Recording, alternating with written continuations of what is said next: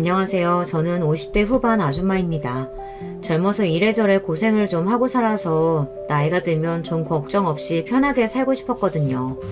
그런데 환갑을 바라보는 나이에도 젊을 때랑 전혀 변한 거 없이 참 피곤하게 힘드네요. 저는 결혼 전에는 친정부모님의 가난 때문에 힘들었고, 결혼 후에는 시부모님 시집살이에 힘들었습니다. 부모님들이 연세가 드시면 좀 나을까 했는데 연세가 드시니 자식을 더 힘들게 하시더군요.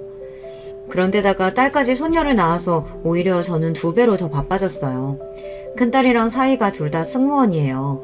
둘이 육아휴직을 번갈아 쓰면서 애를 본다고 해도 부모 입장에는 영 미덥지 않다 보니 제가 수시로 딸네 집에 가서 도와줘야 했습니다.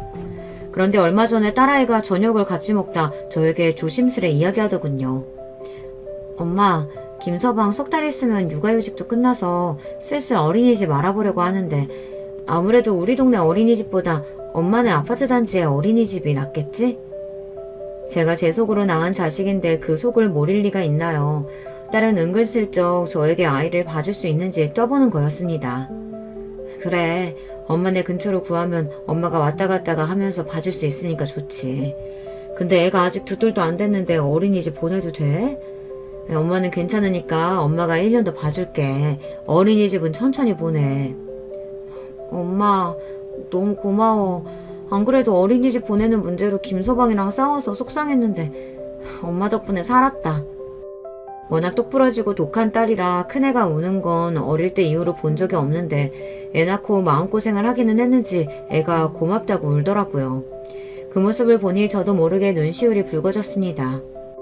애 낳으면 원래 부부끼리 싸울 일이 많아. 근데 너 나가서 일하느라 힘든 거 알면서 김서방이 또 뭐라고 했길래 둘이 싸웠어. 왜? 김서방은 어린이집 보내기 싫대? 제 자식도 어려운데 남의 자식은 얼마나 어렵습니까? 저처럼 딸내 아이 봐주는 분들은 아시겠지만 애 보기도 힘든 와중에 사위 눈치 보는 게 더 힘들었어요. 제 딸한테야 할 말이 있으면 하지만 사위는 매일 봐도 내 자식이 아니니 한마디 하기도 어렵잖아요. 괘씸한 게 김서방은 당연히 엄마가 애 봐주는 거로 생각하더라고. 시부모님은 장사하시니까 애 못 본다고. 그래서 내가 기분 나빠서 한마디 했거든. 우리 엄마가 왜 당연하게 우리 애를 보냐고. 그랬더니 그럼 어떡하냐고. 저 어린 걸 2돌도 되기 전에 남의 손에 맡기냐고 괜히 자기가 막 화를 내더라. 딸이 저에게 미안해서 애 봐달라는 말을 못했나 봐요. 그래서 괜히 사위랑 둘이 티격태격한 거죠. 엄마한테 진작 이야기를 하면 되지. 그런 거 가지고 뭐하러 김서방이랑 싸워. 엄마랑 아빠 평생 싸우고 사는 거 보고 자라서 지겹다며. 너라도 남편이랑 싸우지 말고 잘 살아. 엄마 뻔히 힘든 거 아는데 내 자식까지 맡기기 미안해서 그렇지. 딸은 저에게 손녀를 봐달라고 말하는 게 많이 미안한지 고개를 못 들더라고요. 저는 오히려 그런 딸이 안쓰러워서 괜찮다고 걱정하지 말라고 했습니다. 제가 다 키워준다고요.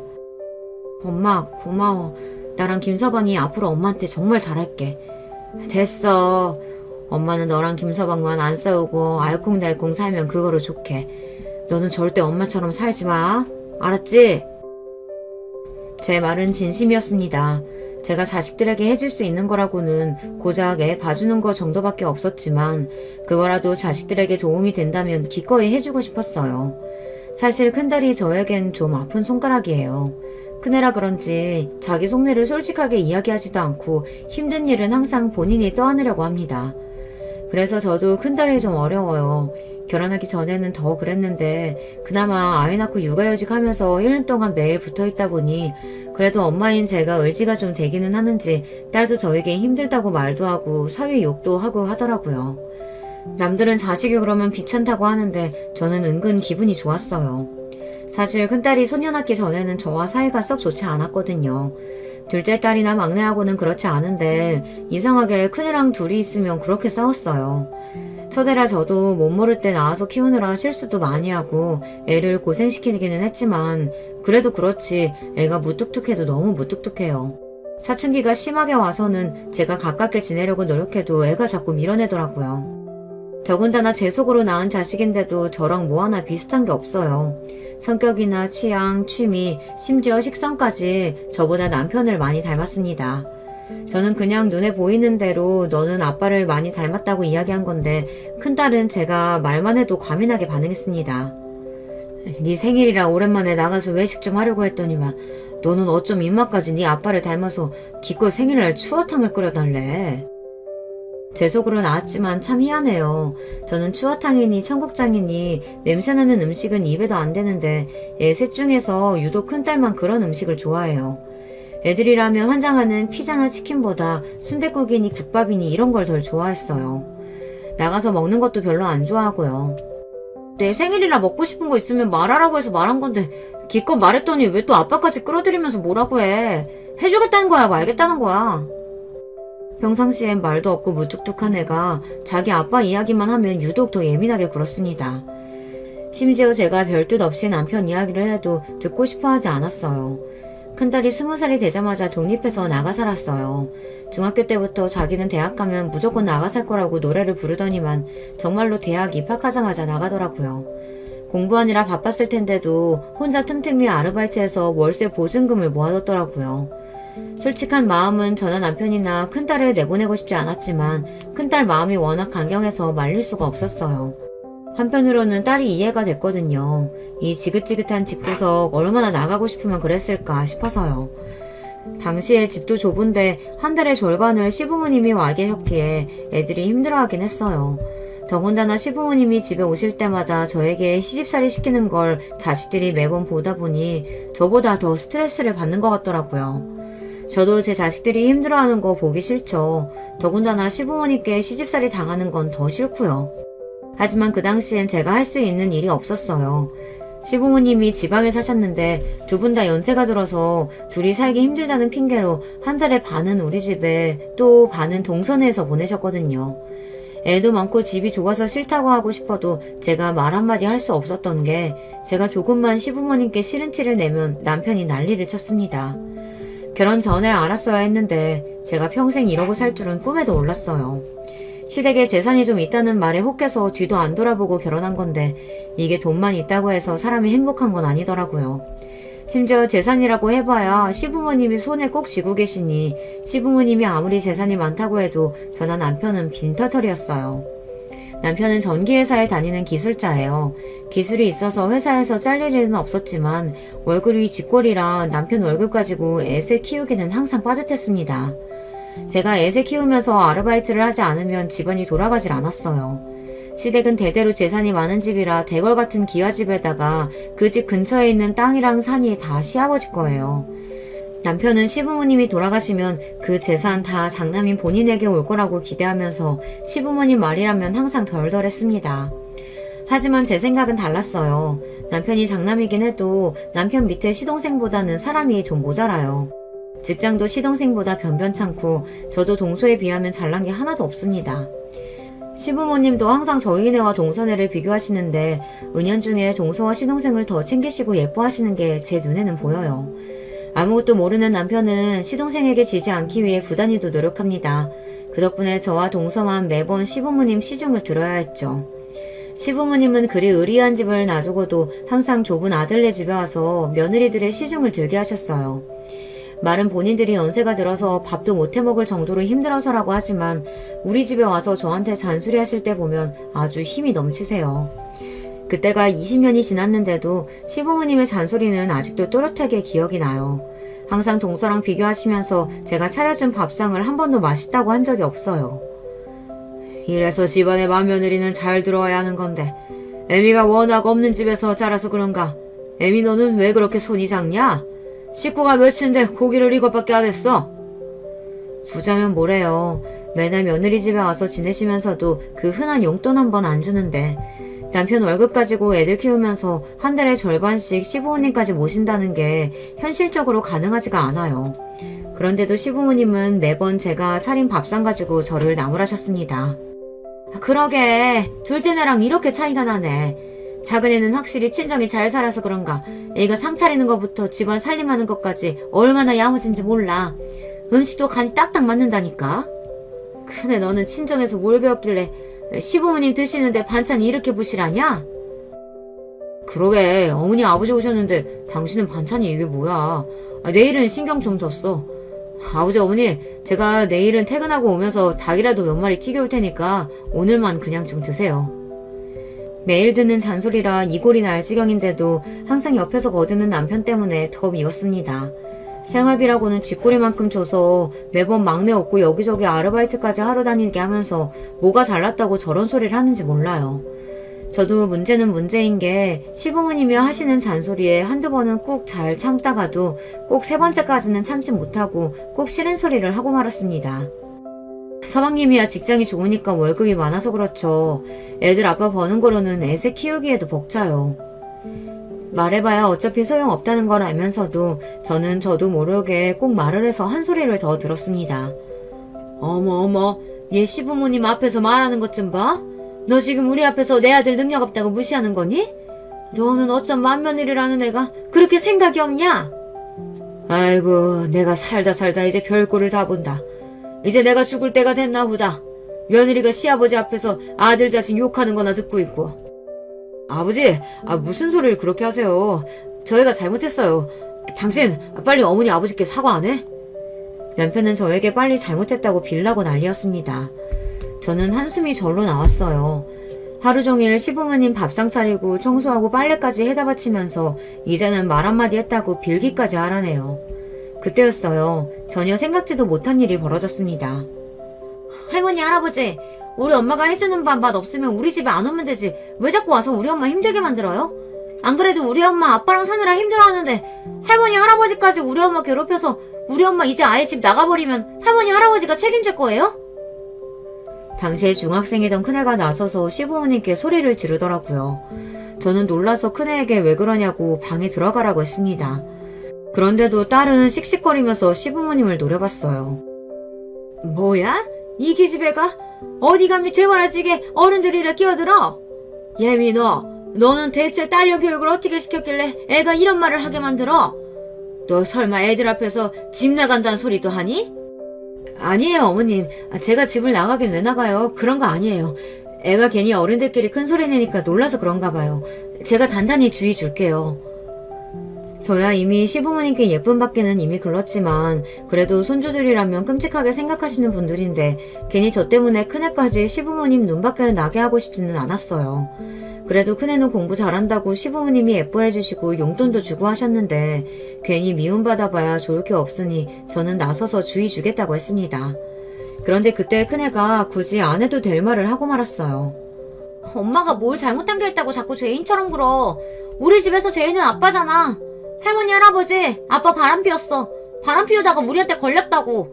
혼나도 아빠가 혼나야지 왜 자꾸 엄마한테 그래? 저는 순간 가슴이 철렁 내려앉는 것만 같았습니다. 안 그래도 시아버지께서 항상 남편을 시동생이랑 비교하시면서 가장구실 못하는 못난 놈 취급하는데 바람을 피웠다는 사실까지 알게 되셨으니 더 한심하게 생각하실 게 뻔했어요. 뭐 바람? 아이고, 못난 놈이 하다 이제 바람까지 피워? 내가 죽어야지. 아이고, 당신 뭐해? 당장 짐 싸. 내가 다시는 너희 집에 오나 봐라. 아버지, 아니에요. 제가 무슨 바람을 피웠다고. 애가 괜히 뭘 몰라서 하는 소리예요. 시간도 늦었는데 그냥 주무시고 가세요. 됐다. 너는 나이만 처먹었지 어릴 때랑 달라진 게 하나도 없다. 우린 당장 둘째 내로 갈 테니까 얼른 택시 불러. 그날 밤 시부모님은 곧장 짐을 싸서 그대로 동선의 집으로 가버리셨습니다. 택시에 올라타면서 시어머니께서 저를 쏘아보시는데 손발이 다 저리더군요. 잘한다. 왜? 아예 동네방네 스피커에 대고 소리라도 지르지? 내 남편 바람났다고. 평소 같았으면 저도 안 그래도 동네 사람들이 다 안다고 바로 말대꾸를 했겠지만 그날은 그럴 힘도 없었어요. 제가 그때까지 힘겹게 참고 산 세월이 한순간에 와장창 무너지는 것 같더라고요. 더군다나 적반하장이라는 말에 딱 맞게 그날 저녁 남편이라는 인간은 본인이 저지른 일은 모르고 오히려 저와 큰애에게 소리를 질렀습니다. 잘한다, 잘해. 어미라는 게 자식 입단속 하나 못 시켜서 이런 사단을 만들어. 이제 다시는 우리 집에 안 오신다는데 이러다가 아버지 재산 다 재영이 놈한테 가면 당신이 책임질 거야? 바람은 네가 피워놓고 내가 그걸 왜 책임져? 나도 모르겠으니까 쓸데없는 소리 하지 말고 들어가서 잠이나 자. 안 그래도 속 시끄러워서 죽겠는데 남편까지 자꾸 짜증나는 소리를 하니 머리가 터질 것만 같았습니다. 더군다나 문제는 거기서 끝이 아니었다는 거예요. 다음날 오후 동서에게 연락이 왔는데 저는 더 황당한 일을 겪었습니다. 오랜만에 전화를 건 동서가 제게 따지듯 말을 하는데 기가 막히더군요. 형님은 이번 주까지 아버님 어머님 모시기로 하셨으면 약속을 지키셨어야죠. 연락도 없이 그냥 가시라고 하면 어떡해요. 제가 어젯밤부터 얼마나 고생했는 줄 아세요? 물론 제가 동서였어도 연락도 없이 갑자기 시부모님이 들이닥쳤으니 화가 날만 합니다. 하지만 동서도 어제 우리 집에서 있었던 일을 이미 다 들었을 텐데 저에게 따지듯 이야기를 하니 기분이 좋지는 않더군요. 우리도 어제는 일이 많아서 내가 미처 동서한테 연락을 못했네. 미안해. 근데 동서도 어머님 아버님 성격 알잖아. 우리가 말린다고 안 가실 분들인가? 그러게 자식 단속을 하셨었어야죠. 애가 할머니 할아버지 앞에서 그런 소리까지 하게 하시면 어떡해요. 암튼 수정이 걔도 진짜 애가 참 독해요. 자기 아버지 바람 피웠다는 소리를 어떻게 표정 하나 안 변하고 그렇게 독하게 어른들 앞에서 한대요? 저를 무시하고 저를 함부로 대하는 건 상관없어요. 시댁에서 항상 제가 당하던 일이니까요. 하지만 제 자식까지 저랑 같은 취급을 하는 건 아무리 어리석은 저라도 참을 수가 없었습니다. 동서가 뭘 한다고 우리 수정이에 대해 떠들어? 우리 수정이가 얼마나 속상했으면 그랬겠어. 암튼 어머님 아버님 일은 미안하지만 어쩌겠어. 이제 우리 집은 안 오신다는데 앞으로는 동서가 알아서 좀 해줘. 형님, 아주버님 바람 피웠다고 이제 시댁이고 뭐고 신경 안 쓰시는 거예요? 그러다가 아버님께서 아주버님한테 아무것도 안 물려주셔서 낙동강 오리알 되면 어쩌려고 그러세요? 동서는 원래도 본인이 대학도 나오고 친정이 좀 잘 산다고 제 앞에서 어지간히 잘난 척을 했었어요. 저야 대학 문턱 구경도 못했고 친정도 구질구질 하다 보니 의뢰에 기가 죽어 지금까지 동서 앞에서 제대로 말도 못했었지만 이제는 그게 다 무슨 소용인가 싶더라고요. 거지 같은 남편이랑 꾸역꾸역 참고 산 게 자식들 때문이었는데 자식들도 제가 참고 지질궁상으로 사는 건 싫다고 하니 저도 더는 참고 있을 필요가 없겠더라고요. 그깟 재산 좀 받겠다고 사람 개무시하는 시부모님 시중 들고 사느니 나는 그냥 재산 안 받고 마음 편하게 살래. 그게 낫겠어. 형님 진심이시죠? 괜히 나중에 저희가 시부모님 재산 다 물려받는다고 그때 가서 달라고 하시지나 마세요. 저는 진심이었습니다. 사실 생각해보니 제가 시부모님한테 백날 잘해봐야 시부모님이 저한테 재산을 주시겠어요. 당연히 남편한테 주겠죠. 남편이라는 인간 수중에 돈이 있어봐야 저한테 좋을 게 하나도 없는데 제가 고생해서 참고 살아봐야 좋을 거 하나 없겠더라고요. 지금까지 고생하며 산 것도 억울한데 이제라도 할 말은 하면서 살아야겠다 다짐했습니다. 저는 단지 자식들에게 참 미안해요. 부모가 못나서 평생 지지고 볶고 엉망으로 사는 꼴만 보고 살았으니 애들도 얼마나 힘들겠어요. 성인이 되자마자 집을 나가겠다는 큰딸 마음도 한편으로는 이해가 됐어요.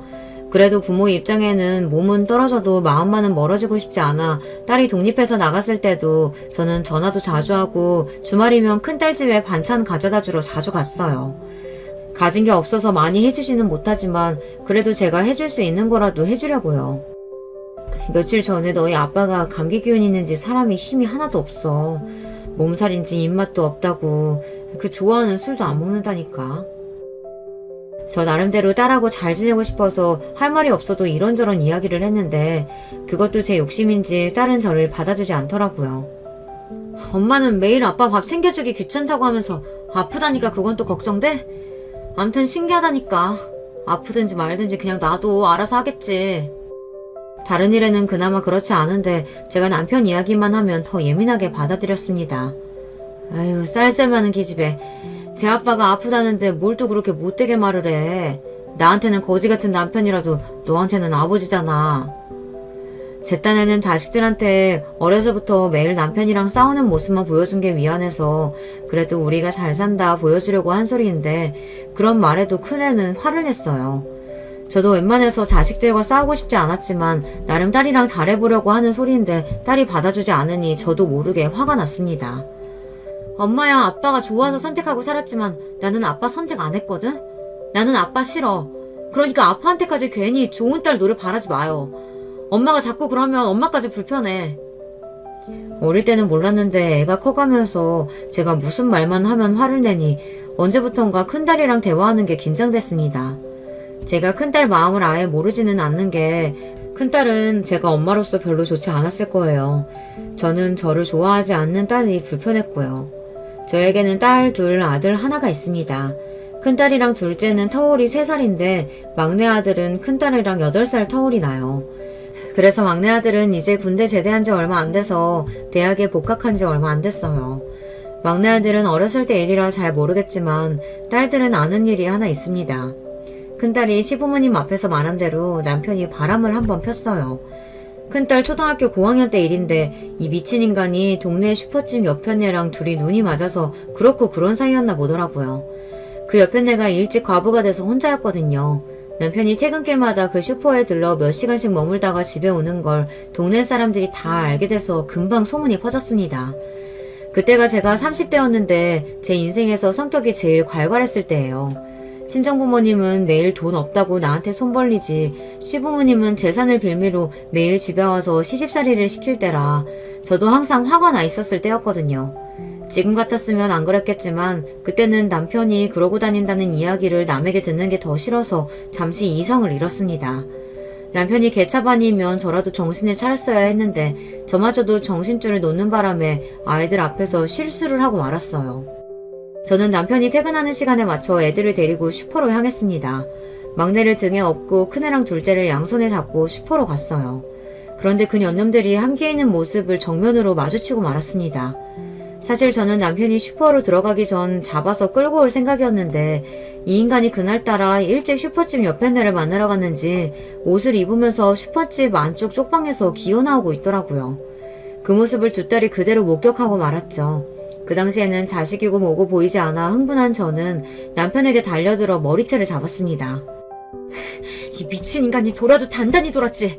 어떻게 노란할 년이 없어서 동네 과부년이랑 붙어먹어. 네가 그러고도 인간이야? 아이, 이 옆에 나가 미쳤나? 어디 감히 남편 머리채를 잡아? 이거 놓으라고. 네가 이렇게 드세게 구니까 내가 딴짓을 하지. 뭐야? 이 미친 인간. 너 오늘 내 손에 죽어봐라. 아유, 뭐 하는 거야? 이러다가 나 대머리 되겠어. 좀 놓으라고. 그 와중에 슈퍼년이 제 손을 잡고 뜯어말리길래 저는 그녀 머리채까지 잡아 흔들었습니다. 사람이 열이 받으니 초인적인 힘이 나더군요. 양손에 둔 연놈을 붙잡고 있는데도 둘 다 제 손 하나에 이리저리 휘둘렸어요. 그런데 문제가 있었습니다. 제가 너무 흥분한 나머지 애들 생각은 못했었는데 애들이 많이 놀랐나 보더라고요. 제가 생각해도 그날 일은 딸들에게 너무 미안해요. 아들이야 너무 어려서 아무 기억도 못한다지만 두 딸들에게는 충격적인 일로 기억될 테니까요.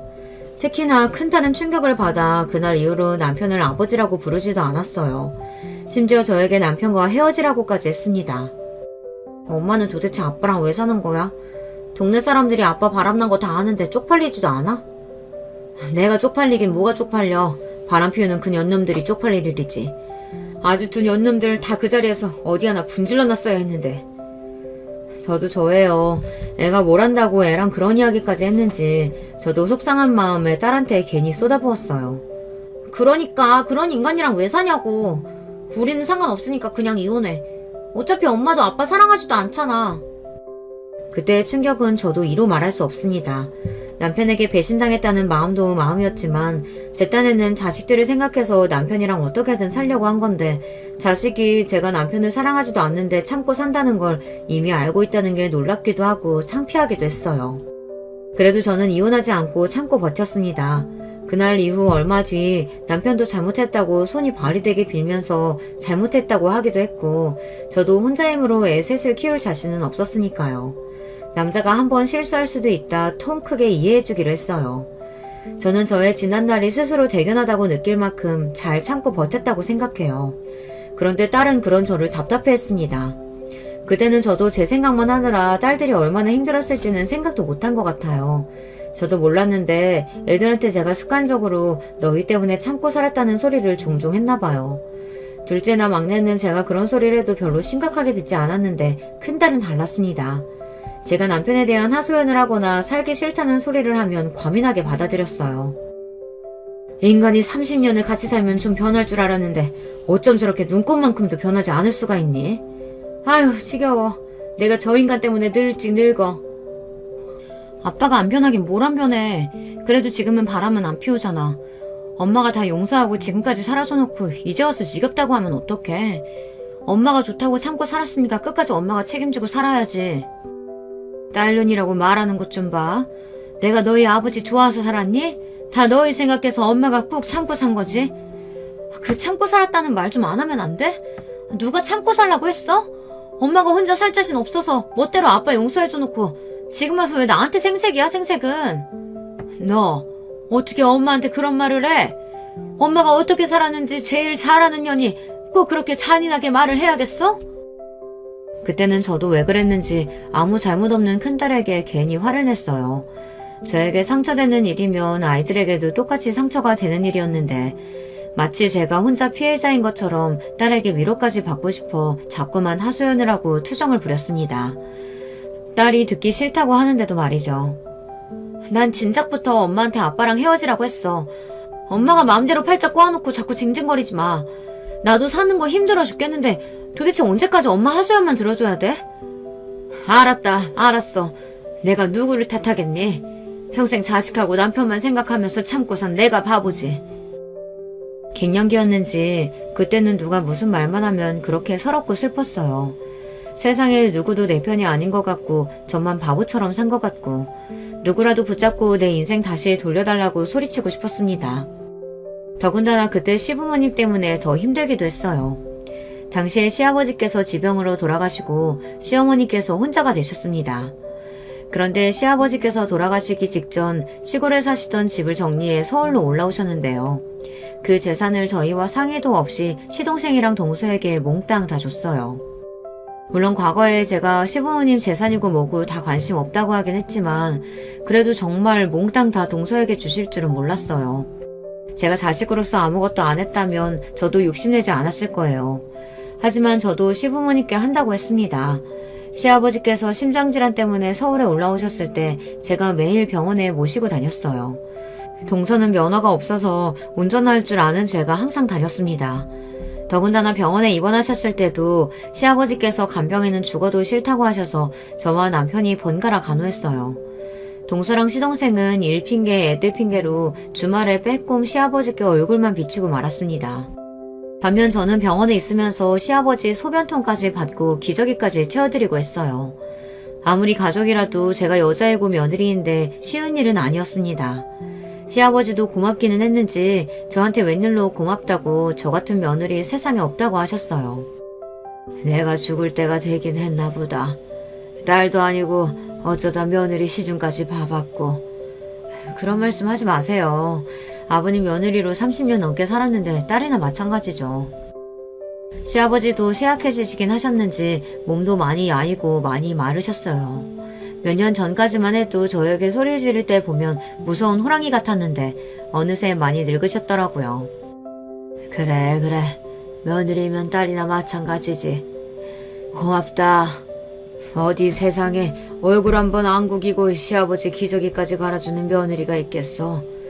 너 같은 며느리는 어디에도 없을 거다. 평소에 시아버지라면 시침 뚝 떼고 뻔뻔하게 구실 줄 알았는데 그래도 며느리한테 기저귀까지 갈게 하는 건 아무래도 민망하셨는지 병원에 있는 동안 저에게 딸 같다, 고맙다, 좋은 말만 해주시더라고요. 그때 시동생이랑 동서는 뭘 했느냐고요? 시동생은 간호하는 대신 시부모님께 돈으로 드렸어요. 본인 일도 바쁘고 동서도 무릎이 안 좋아서 왔다 갔다 못한다고 돈 없는 저희에게 병원 일을 다 떠넘겼습니다. 그런 시동생이 얄미워 저는 남편에게 투덜거렸어요. 도대체 서방님이랑 동서는 뭘 하는 거냐고요. 어떻게 시아버지가 6개월 넘게 병원 신사를 지시는 동안 한 번도 들여다보지 않냐고 따졌어요. 그래도 이 인간이 웬일로 저에게 미안하긴 했는지 시동생이랑 동서를 만났을 때 한마디 하기는 하더라고요. 재영이 너는 아무리 바빠도 아버지 병원 계실 때 한 번 들여다보긴 해야지. 어떻게 된 게 일 핑계만 대고 얼굴 한 번을 안 비추냐? 네가 안 되면 재수씨라도 보내든가 해야지.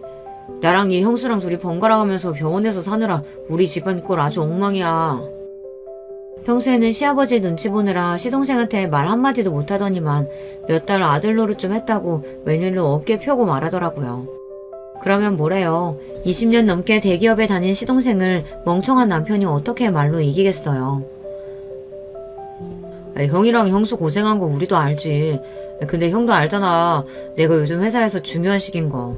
올해 열심히 하면 내년엔 무조건 임원 다는 거라 나한테도 중요해. 형도 알잖아. 우리 집에 희망이라고 누가 있어. 나밖에 없잖아. 아버지 돌아가시기 전에 아들이 대기업 임원 소리 듣는 거 보시게 해야 할 거 아니야. 우리 집에 희망 어쩌고 하는 시동생의 소리에 남편은 금세 다시 풀이 죽었습니다. 뭐 그거야 그렇지. 너 임원 되면 아버지 오늘 내일 하시다가도 벌떡 일어나실 거야. 그럼 형. 나도 힘들다니까. 장남인 형이 잘 나가봐. 막내 내가 이렇게 열심히 직장 생활할 필요가 뭐가 있냐고. 그래. 내가 능력이 없어서 우리 막내가 고생이 많다. 에이, 형은 뭘 또 그렇게까지 말해. 각자 자기가 잘하는 거 하면서 사는 거지. 형수, 죄송해요. 아버지 간호하느라 많이 고생하셨죠? 근데 형수도 참 대단해요. 애들 엄마는 워낙 마음이 어리고 몸이 약해서 아버지 병간호는 죽어도 못하겠다는데 형수는 어떻게 몇 달을 하셨어요? 감사해요. 아버님이 죽어도 간병인은 싫다고 하시는데 뭐 방법이 있나요? 할 수 있는 사람이 해야죠. 시동생의 여우 같은 말솜씨에 금세 저나 남편이나 다 말려들었어요. 저도 마음 같아서는 하고 싶은 말이 많았지만 말해봐야 뭐 하겠어요. 무슨 말을 해도 시동생 말솜씨를 이길 수가 없을 텐데요. 더군다나 돈 없으면 몸으로라도 때워야지 어쩌겠어요. 저나 남편이나 둘 다 능력이 없으니 할 수 없는 노릇이었죠. 거기다가 남편은 한편으로 우리가 바로 곁에서 수발을 다 들었는데 설마 시아버지께서 그냥 입 싹 닫겠냐고 끝까지 기대했어요. 그런데 저희에게 떨어진 콩고물은 하나도 없었습니다. 이유는 간단했어요. 동서가 미리 선수를 쳤더라고요. 아버님 돌아가시면 어머님은 저희가 모실게요. 걱정하지 마세요. 몰랐는데 저나 남편이 병원에서 시아버지 병간호를 하고 있을 때 동서는 매일 시어머니를 모시고 여기저기 놀러다니며 시어머니에게 점수를 따고 있었더라고요. 그러면서 시아버지가 돌아가시면 본인들이 시어머니를 모실 테니 걱정하지 말라고 했답니다. 그랬으니 시어머니는 동서에게 홀라당 넘어가서 시아버지에게 집을 판 재산을 다 둘째네에게 주라고 하신 거예요. 당신 없으면 나 혼잔데 그 까마득한 세월을 외로워서 어떻게 살아. 그래도 우리 착한 둘째 며느리가 고맙게도 먼저 나 데리고 살아준다는데 당연히 재산이든 뭐든 우리가 있는 건 다 둘째네 줘야지. 아이고 우리 둘째가 그런 생각을 다 하고 역시 대학물 먹은 며느리는 다르다니까. 기특하네 기특해. 시아버지께서 돌아가시고 나서 동서가 시어머니를 모신다는 조건으로 시아버지는 시동생에게 그 으리으리한 기와집을 판 재산을 몽땅 다 증여해 주셨어요. 저와 남편은 당연히 서운했죠. 하지만 동서가 시어머니를 평생 모시겠다는데 제가 무슨 할 말이 있나 싶어서 억울해도 그러려니 했습니다. 사실 동서도 대단한 게 돈이 아무리 좋아도 시어머니 성격이 보통이 아닌데 앞으로 평생을 어떻게 모시겠다는 건지 모르겠어요. 지금까지 시어머니 시집살이 하는 것도 힘들어서 매일 툴툴거리던 사람이 앞으로 남은 세월을 어떻게 감당하려고 하나 싶었죠. 세월에 장사 없다더니 시어머니도 늙기는 늙더라고요. 사실 다른 사람은 다 변해도 저희 시어머니는 절대 안 변할 줄 알았어요. 워낙 꼬장꼬장 하셨어야 말이죠. 70이 넘어도 80이 넘어도 항상 저만 보면 날카롭게 구시고 잔소리를 하시니 우리 시어머니는 90이 넘어도 똑같겠다 했습니다. 그런데 시아버지께서 돌아가시고 나서부터는 시어머니께서 확연히 달라지셨어요. 동선에 들어가시고 나선 특히나 더 다른 사람 같았죠. 사실 시어머니 성격이 보통이 아니다 보니 동서도 처음 시어머니를 모시기 시작했을 때는 저만 보면 힘들다고 투덜거렸어요. 시아버지가 돌아가시고 나서 처음으로 맞이하는 시어머니 생신이라 가족들이 다들 모여서 조촐하게 생일 파티를 한 날이었어요. 오랜만에 애들까지 다 모이니 시어머니께서도 기분이 좋으신지 노래도 부르고 춤까지 추시더라고요. 그 모습을 다들 흐뭇하게 바라보고 있는데 동서 표정이 안 좋더군요. 저는 그럴 줄 알았다 싶다가도 어쩐지 동서한테 마음이 쓰여 슬쩍 동서 곁으로 다가갔어요. 그랬더니 동서가 기다렸다는 듯 제 옆에 착 붙어 그동안 마음에 남아놨던 이야기를 하더라고요. 원래 나이 들면 잠을 안 자는 거예요? 저 어머님 때문에 정말 미쳐버리겠어요. 새벽 1시만 되면 일어나서 거실이고 화장실이고 자꾸만 왔다 갔다 하시는데 진짜 돌아버리겠다니까요. 애들도 아침 일찍 출근해야 되는데 할머니가 새벽마다 돌아다니는 통에 자꾸 새벽에 깬다고 투덜거려요. 우리 친정엄마도 그랬어. 연세 드시면 자꾸 초저녁에 주무시고 새벽에 깨시더라. 잠이 안 오니까 계속 돌아다니고. 그러니까요. 초저녁에 자꾸 주무시려고 해도 못 주무시게 하는데도 제 말을 안 들어요. 저녁 차리면 졸려서 대충 드시고 한참 주무시고는 새벽에 배고프다고 자꾸 일어나서 냉장고 뒤진다니까요. 동서가 얼굴까지 붉어져서 말을 토해내는데 저는 처음엔 마냥 웃겼어요. 그러게 무슨 자신감으로 시어머니와 살겠다고 했냐고 했습니다. 어쩌겠어. 동서가 어머니 끝까지 책임진다고 했으니까 무슨 일이 있어도 참고 살아야지. 형님, 제가 고생한다니까 은근 기분 좋으신가 봐요? 동서는 제 말에 원망스럽다는 듯이 눈을 흘겼습니다. 아휴, 왜 괜히 나한테 시비야. 동서가 자신 있다고 그 많은 재산 다 가져갔으면 당연히 참고 살아야지. 그럼 어떡해. 사실 저는 동서 말대로 고소하기는 했습니다. 우리 어머니가 보통 성격도 아니고 모시고 사는데 쉬운 줄 알았어? 아휴, 몰라요. 저는 형님이 제 마음 알아주실 줄 알고 이야기한 건데 아무튼 내 마음 아무도 모른다니까. 동서는 서운하다는 듯 콧방귀를 뀌고는 주방으로 들어가 버렸어요. 그 뒷모습을 보는데 동서가 어머니를 모시고 사는 게 힘들기는 힘든지 살이 많이 빠지기는 했더라고요. 그 후 1, 2년 동안도 시어머니랑 사는 게 힘들다고 매일 우는 소리를 하더니만 그래도 점차 참을만 한지 얼마 전부터는 별말 없었어요. 저는 이상해서 동서에게 물었습니다. 전에는 만날 때마다 어머니 때문에 힘들다고 우는 소리 하더니만 오늘은 조용하네. 안 그래도 어머니가 자꾸 잠을 안 주무시길래 낮에 문화센터도 모셔다 드리고 수영장도 다니고 했더니 전보다 피곤하신지 좀 주무시더라고요. 확실히 전보다는 나아졌어요. 동서가 확실히 머리가 좋은 사람이라 그런지 머리를 쓰긴 썼더군요. 시어머니를 바쁘게 만들었더니 확실히 잠이 늘었대요. 전처럼 새벽에 일어나 돌아다니시지 않으시니 동서가 덜 힘들다고 하더라고요. 신기하게 그 이후에 동서가 시어머니 욕을 딱 멈췄어요. 그리고 더 신기한 건 시어머니였습니다. 잠을 잘 주무신다고 하신 이후부터는 신기할 정도로 사람이 유순해졌더라고요. 말이 좋아 유순해진 거지 어딘가 힘도 없고 전보다 말수도 많이 줄었어요. 변한 시어머니가 신경 쓰이기는 했지만 동서도 시동생도 별말 없길래 저나 남편은 마냥 잘 지내시나 보다 했습니다.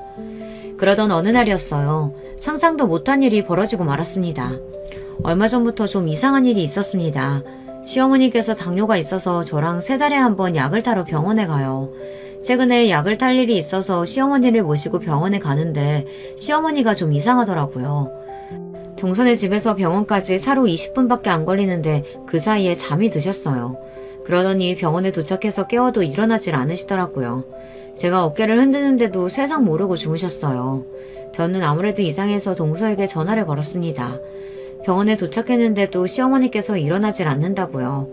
그러자 동서가 하는 말이 요즘 시어머니께서 부쩍 잠이 많아지셔서 툭하면 낮잠을 잔다고 하더라고요. 저는 아무래도 이상해서 병원에 온 김에 의사에게 물어봐야겠다 싶었습니다. 아무래도 시어머니께서 당뇨가 있다 보니 혹시 당뇨 수치가 전보다 더 안 좋아졌나 신경이 쓰여서요. 시어머니를 간신히 깨워서 진료 시간에 맞춰 병원에 들어갔어요. 피검사랑 소변검사를 하고 진료실에 들어갔는데 의사 말이 당뇨 수치는 전에 왔을 때랑 별로 차이가 없다고 하더라고요. 약도 드시던 대로 그대로 먹으면 될 것 같다고요. 저는 걱정이 돼서 의사에게 물었습니다. 요즘 전보다 잠도 많이 주무시고 한번 주무시면 잘 깨지를 못하시는데 괜찮은 거냐고요. 그러자 의사 말이 자고 나서 피곤하지 않으시고 별다른 증상이 있는 게 아니면 괜찮다고 했어요. 물론 시어머니께 다른 증상이 있는 건 아니니 다행이다 싶었지만 제가 보기엔 전보다 말도 없어지시고 어딘가 가라앉아 보이는 게 좀 이상하긴 했다고 말씀드렸어요. 그러자 의사가 걱정되면 며칠 있다가 정밀 검사를 받아보라고 했습니다. 시어머니께서 연세가 있으니 점검 차원에서 검사를 받아보면 좋을 것 같다고요. 저도 그게 좋을 것 같아 다음 주로 병원 예약을 잡아놓고 시어머니를 동선에 모셔다 드리고 왔습니다. 그리고 한 주 뒤 병원에 가기 위해 시어머니를 모시러 동선회에 갔어요. 나 아직 아침 안 먹어서 둘째가 밥 차리고 있어. 큰애 너도 안 먹었으면 같이 먹자. 병원 예약 시간 얼마 안 남았는데 아직 식사 안 하셨어요? 벌써 10시가 넘었는데. 제가 알기론 시어머니는 오전 8시, 9시면 아침을 드시는 걸로 아는데 10시가 넘을 때까지 식사를 안 하셨다고 하더라고요. 저는 놀라서 아침을 차리고 있다는 동서를 찾아 주방으로 들어갔습니다. 그런데 제가 주방으로 들어가자 동서가 화들짝 놀라더니 어머니가 드실 밥에 뭔가 넣다가 놀라서 손에 있는 걸 허리 뒤로 빠르게 숨기더라고요. 저는 아무래도 이상해서 동서에게 다가갔습니다. 내가 병원 10시 예약이라고 했는데 어머님 아직도 아침 안 드셨어? 그게 사실은 어머님이 조금 전에 일어나셨어요. 제가 아무리 깨워도 안 일어나셔서 어머니 성격 아시잖아요. 배고프면 아무것도 못 하시는 거. 좀 늦어도 아침은 드시고 가셔야 할 것 같아요. 어머, 형님 뭐 하시는 거예요? 동서가 뭔가 숨기는 듯한 얼굴로 제 눈도 마주치지 못하며 말을 웅얼거렸습니다. 저는 아무래도 이상해서 저는 동서의 등 뒤로 다가가 허리춤에 숨긴 물건을 낚아챘습니다. 그러자 동서가 어쩔 줄 몰라 하더니 제가 뺏은 물건을 다시 뺏기 위해 저에게 달려들더군요. 동서의 행동에 놀란 저는 황급히 손에 들고 있던 물건을 확인했습니다. 그런데 작은 통에 가루로 된 약이 들어있더라고요. 동서 왜 이래? 도대체 어머니 밥에다가 뭘 넣었길래 그러는 거야? 이거 뭐야? 형님, 그게 뭐냐면요. 사실은 수면제예요. 이거 먹으면 노인네가 조용히 자길래. 동서의 말에 저는 놀라서 입을 다물지 못했습니다. 그리고 수면제라고 말하는 동서의 눈동자도 잔뜩 풀린 게 이상했어요. 동서, 설마 지금 80이 넘은 노인네한테 매일 수면제를 먹인 거야? 저는 너무 황당해서 말도 제대로 안 나오는데 동서는 뻔뻔하게 짝이 없더라고요. 80 넘었으면 이제 살 만큼 사셨잖아요. 어차피 매일 약으로 연명하는 인생인데 그깟 수면제 좀 먹으면 어때요? 순간 저는 온몸에 소름이 돋았습니다. 이런 일이 있다는 건 뉴스나 드라마에서나 봤지 정말 제 주변에서 일어날 거라고는 상상도 못했어요. 동서, 제정신이야? 그걸 지금 말이라고 해? 사람이 아무리 힘들어도 할 일 못할 일이 있는 거지 이런 짓까지 하면 어떡해? 형님은 안 해봐서 몰라요. 어머님 모시고 사는 게 얼마나 지옥인지 모르죠? 나도 살려고 그런 거예요. 그러니까 제발 애들 아빠랑 아주버님한테는 비밀로 해주세요. 제 손까지 잡고 동서가 비는데 순간 저는 겁이 덜컥 났습니다. 지금이라도 제가 알아서 다행이지 혹여 시어머니 건강에 문제라도 생겼으면 어쩔 뻔했어요. 저는 동서의 손을 뿌리치고 그대로 집을 나왔습니다. 그리고 곧바로 남편에게 전화했어요. 그리고 제가 제 두 눈으로 본 상황을 그대로 전달했습니다. 그리고 다음날 남편과 제가 동선의 집으로 갔습니다. 남편이 미리 시동생에게 연락해서 할 말이 있으니 집에 있으라고 했다더라고요. 그리고 시간 맞춰 동선회로 한 사람이 더 왔습니다. 바로 시아버지 담당 변호사였어요. 살아생전 시아버지의 재산 관련 업무를 해주셨던 분이죠.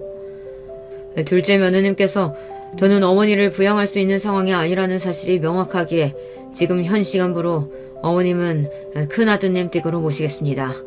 그리고 어머님을 모시는 조건으로 받았던 재산은 그대로 큰아드님과 며느님께 넘어간다는 사실을 알려드립니다. 말도 안 돼. 그깟 수면제 좀 한번 먹였다고 어머니를 뺏어가? 김 변호사, 내 말 좀 잘 들어봐요. 애엄마가 일부러 수면제를 준 게 아니라 어머니가 잠을 못 주무셔서 드린 거라니까. 말도 안 되는 소리. 우리가 다 알아보고 왔어. 그 수면제 재수씨가 정신과에서 처방받은 거라던데 본인이 처방받은 수면제를 연세도 많은 분한테 그것도 수시로 먹이면 어쩌자는 건데. 지금 당장 어머님 모시고 가서 검사할 거야. 갑자기 이렇게 말도 어눌해주시고 자꾸 맥을 못 추고 주무시는 게 수면제 부작용이래. 시어머니의 신변이 걸린 일이다 보니 변호사가 병원 측에 요청해서 수면제를 어떻게 처방받았는지 알아왔어요. 그런데 동서가 1년 전부터 정신과에서 진료를 받았더군요. 둘째 며느님께서 정신과에서 우울증 진단까지 받으신 상태라 어머님을 모시기엔 어려운 상황이신 것 같네요. 둘째 아드님이 따로 어머니를 부양하실 게 아니라면 예정대로 큰아드님 댁으로 모시겠습니다. 말도 안 돼. 어머님은 저랑 사실 거죠? 그쵸? 그 와중에도 시어머니는 아직도 잠에 취해서 저희가 무슨 소리를 하는 줄도 모르셨어요. 이거 봐. 도대체 수면제를 얼마나 먹였길래 우리 엄마를 저 지경으로 만든 거야? 재영이 너 이 새끼. 네 마누라가 어머니 이렇게 만드는 동안 너는 뭐하고 있었냐? 남편은 시동생의 멱살을 잡았습니다.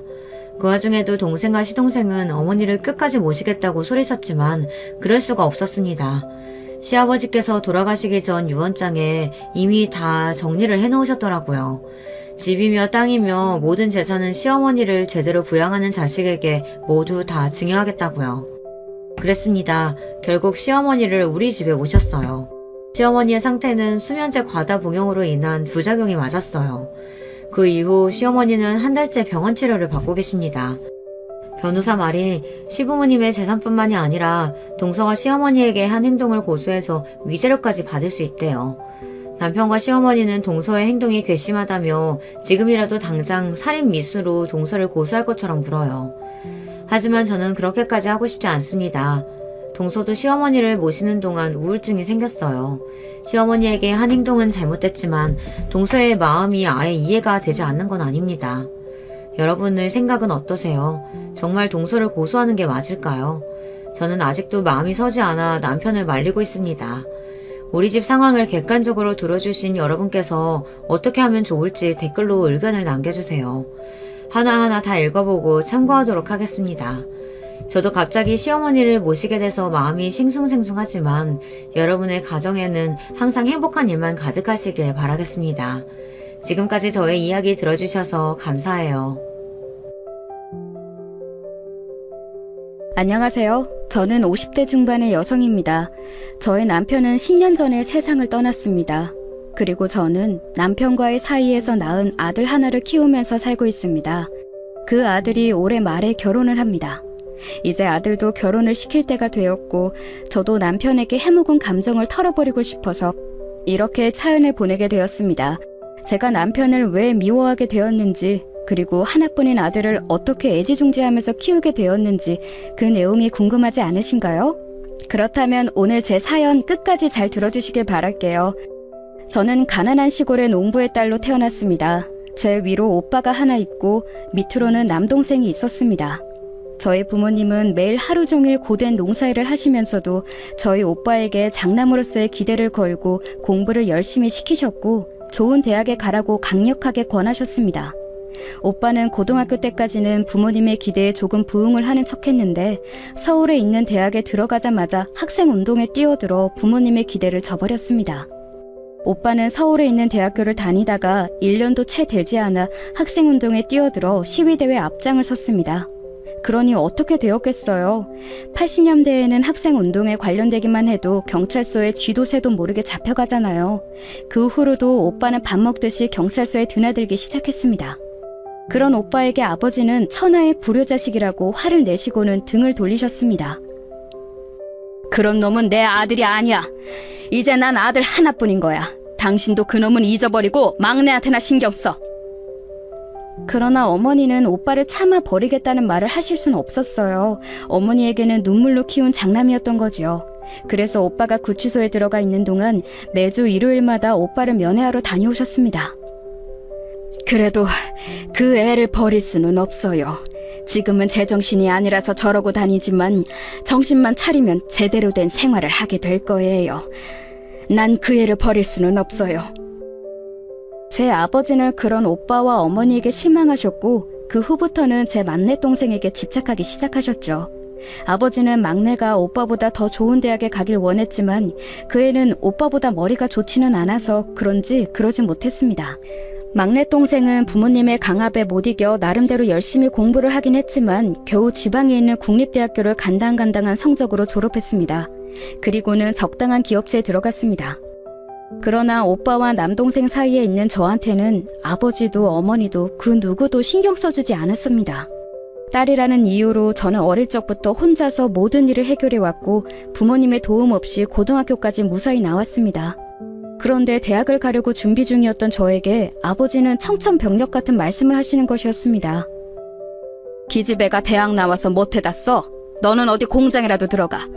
그래서 네 오빠 등록금이나 벌어다 주고 적당한 나이가 되면 시집갈 생각이나 해라. 저희 부모님은 옛날 분들이라서 여자가 공부해봤자 말만 안 듣지 아무 쓸모가 없다고 하시면서 제가 대학 가는 걸 반대하셨습니다. 저는 여자라는 이유로 대학을 못 가게 하는 아버지에게 서운하고 억울해서 대들었지만 아버지는 눈 한 번 깜빡하지 않으셨습니다. 아버지, 저도 대학에 가고 싶어요. 오빠랑 동생한테는 다 등록금 대주고 할 거면서 왜 나만 차별해요? 제가 딸이라서 공부할 필요조차 없다는 건 너무하잖아요. 다 같은 자식인데 왜 저만 대학 못 가고 공장에 들어가야 되는 거예요? 시끄럽다. 너는 기집애고 시집 가면 끝이잖아. 시집 귀신이 될 애한테 무슨 등록금을 써? 자식 새끼 대학 보내는데 돈이 한두 푼 드는 줄 알아? 아버지는 딸내미 대학 보낼 돈은 없어. 그러니까 얌전히 돈이나 벌다가 시집 가. 알았어? 결국 저는 아버지의 강압에 못 이겨 옷을 만드는 공장에 취직을 하게 되었고, 대구에 있었던 그 공장의 기숙사에서 숙식을 해결하면서 하루에 10시간 이상을 일하게 되었습니다. 야근까지 마다하지 말고 열심히 일을 하라는 말만 남기고 아버지는 저를 그 공장에 취직시키고는 오빠에게만 신경을 쓴 것이었습니다. 그러다가 오빠가 아버지의 기대를 저버리고 경찰서를 들락거리자 실망하신 아버지는 막내 동생에게 기대와 등록금을 모두 쏘아 부으셨습니다. 아버지가 제게 했던 차별과 멸시를 경험하고 나서 저는 마음에서 아버지를 몰아내버리고 절대 돌아보지 않겠노라 다짐했습니다.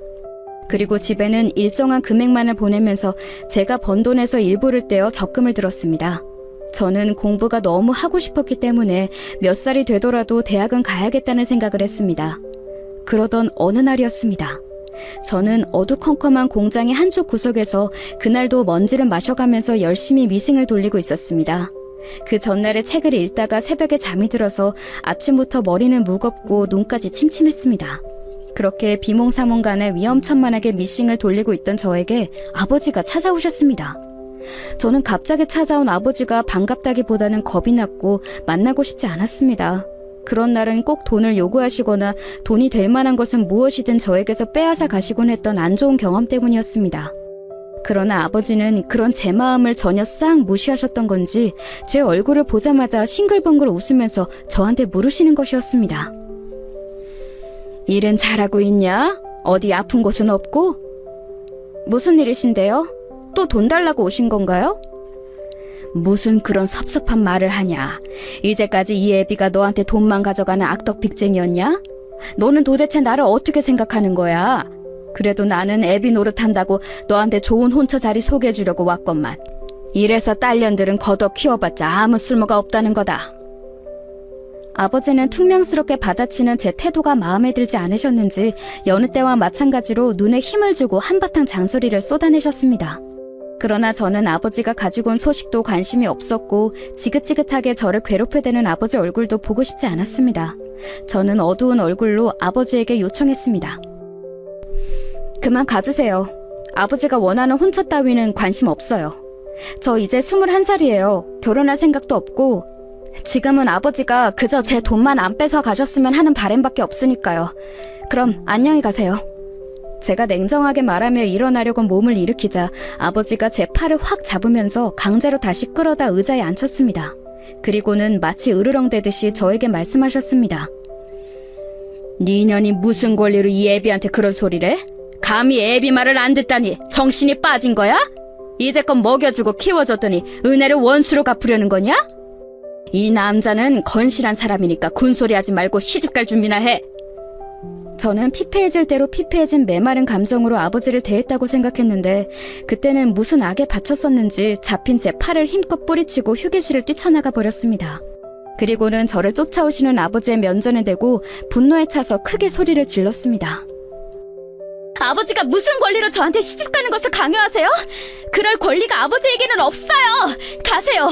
그리고 저 다시는 찾아오지 마세요. 저년이 너 거기에 안 서? 잡히면 죽여버릴 줄 알아, 이 배은망덕한 년아. 아버지는 마치 지옥에서 온 저승사자처럼 저희 뒤를 쫓아 달리셨습니다. 저는 덜덜 떨면서 아버지를 피해 공장을 뛰쳐나왔습니다. 그리고 사거리에서 택시를 타고 바로 시외버스 터미널로 가서 가지고 있던 돈을 탈탈 털어 서울로 도망쳤습니다. 그렇게 저희 서울 생활은 시작되었던 것이었습니다. 서울로 도망친 저는 달동네에 방을 한 칸 얻고 서울에서 식당 설거지부터 건물 청소까지 온갖 허드렛 일을 해서 돈을 벌었습니다. 혼자 살면서 고등학교밖에 안 나온 여자가 할 수 있는 일은 그리 많지 않았기에 저는 닥치는 대로 뭐라도 해서 악착같이 돈을 모았습니다. 그러다가 가라오케 주점을 운영하던 그 여자를 만났습니다. 처음에는 그 가라오케 주점을 청소하는 일을 했었던 저는 그녀를 언니라고 부르며 잘 따랐고 그 여자도 가난한 저에게 공짜 밥과 지낼 잠자리를 주었습니다. 자기는 왜 이렇게 악착같이 일을 하니? 젊으면 다시 안 돌아와. 젊을 때 놀아봐야 하는데 여기서 일해볼래? 청소 말고 내가 여기 맡아서 관리해줄 사람 찾고 있는데. 제가 여기서 일해도 될까요? 그런데 전 노래도 못하고 술 따르는 여자가 될 생각은 없어요. 그때는 가라오케 주점에 술 따르는 여자들이 있어서 남자들이 단체로 회사에서 회식이라도 오면 같이 노래 불러주며 분위기도 띄우고 2차도 나가는 여자들이 많았습니다. 그런 여자들은 남자들과 나가면 대부분 불륜이나 몸을 파는 일을 한다고 알고 있었기 때문에 저는 아무리 돈이 궁해도 그런 일은 하고 싶지 않았습니다. 그 이야기를 하자 그 여자는 입맛을 다시더니 제 촌티나는 옷차림을 보고 한숨을 푹 쉬었습니다. 아휴, 그래. 자기는 그런 일 하기엔 조금 촌티는 난다. 몸매 잘 빠지고 키도 큰 것도 아니니까 이 가게 맡아서 경영하고 한 달에 한 번씩 나 만나서 보고만 해주면 돼. 자기 마음대로 경영하고 매달 입금만 잘해주면 난 상관없어. 어때? 해볼래? 예, 그렇다면 할게요. 저는 너무 감사하죠. 저는 사장님의 솔깃한 제안에 기쁘게 그러겠다고 했습니다.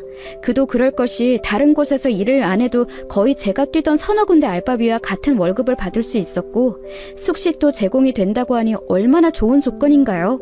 아무리 달동네 방 한 칸이어도 보증금과 다달이 들어가는 월세는 아낄수록 좋잖아요.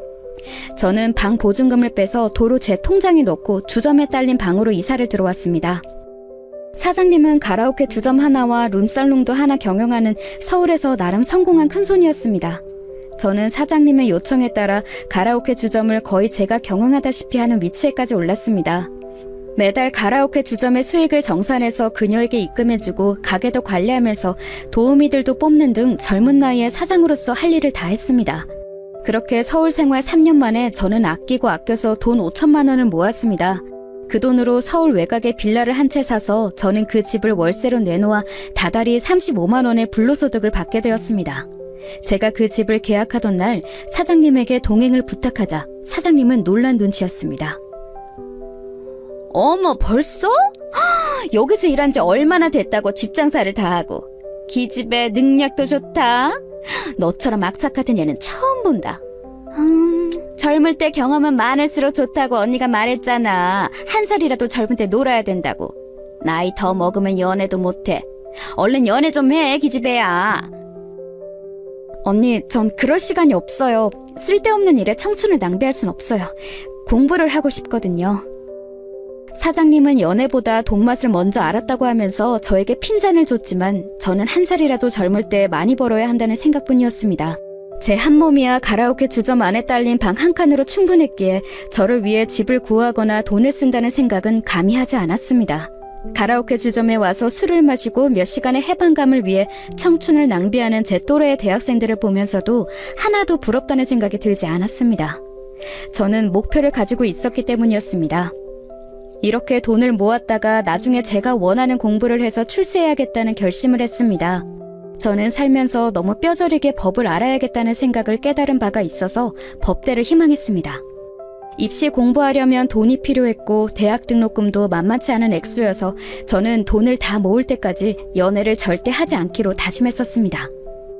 그러다가 제 굳은 마음을 비집고 들어온 것이 바로 남편이었습니다.